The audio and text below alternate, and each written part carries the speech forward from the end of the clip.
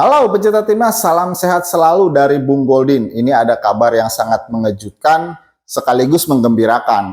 Di tengah sulitnya Martin Paes untuk dinaturalisasi atau menjadi warga negara Indonesia, tiba-tiba hari ini berseliweran kabar bahwa Martin Paes sudah mengambil sumpah untuk menjadi warga negara Indonesia.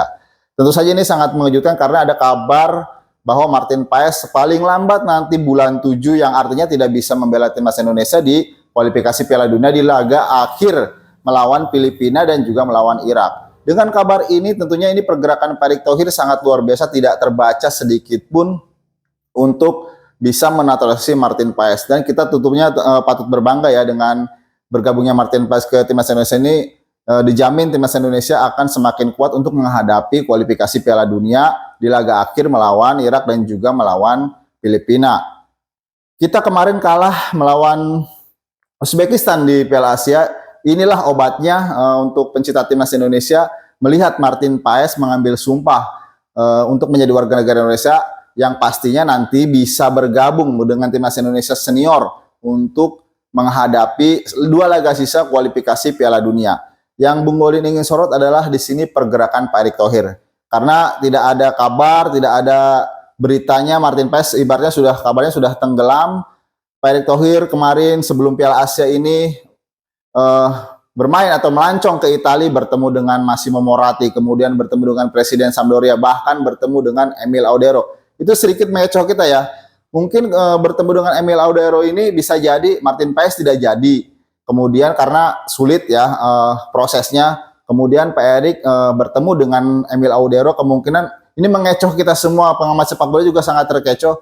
Kemungkinan Pak Erick Thohir tidak jadi mengambil Martin Paes kemudian beralih ke Emil Audero. Nyatanya hari ini tiba-tiba Pak Erick Thohir bekerja secara diam. Ini menurut Bung Goldin sangat luar biasa. Pak Erick Thohir ini mengecoh kita semua ini. Bekerja dalam diam, ternyata Martin Paes ujug-ujug sekarang sudah mengambil sumpah yang artinya sudah sah menjadi warga negara Indonesia. Dengan adanya Martin Paes ini tentunya jaminan timnas Indonesia akan semakin kuat dan pastinya dia akan bisa bermain melawan Filipina dan juga melawan Irak untuk menentukan timnas Indonesia lolos ke round 3. Jadi dengan adanya Martin Paes ini kita bisa sedikit menutup lubang di lini belakang timnas Indonesia, karena kita tahu pada saat melawan Irak di pertandingan leg pertama Indonesia kalah 5-0. Itu tentunya kekalahan yang sangat telak. Kita harus bisa comeback di Gelora Bung Karno nanti untuk bisa menang dan mengamankan posisi timnas Indonesia mungkin di peringkat kedua agar lolos ke round 3. Jadi dengan adanya Martin Paes ini, Bung Goldin yakin timnas Indonesia yang senior nanti bisa berbuat banyak lagi dan bisa mampu lolos ke round 3. Dan masih banyak tentunya kejutan-kejutan lainnya. Kemarin kabarnya Kelvin Verdong pun sedang menuju Indonesia untuk menjalani proses naturalisasi, tapi itu masih belum ini ya, masih simpang siur. Entah Kelvin Verdongnya yang berangkat ke Indonesia atau kakaknya yang berangkat ke Indonesia untuk mengurus proses mungkin proposal naturalisasi yang akan dijalani oleh Kelvin Verdong untuk memperkuat timnas Indonesia.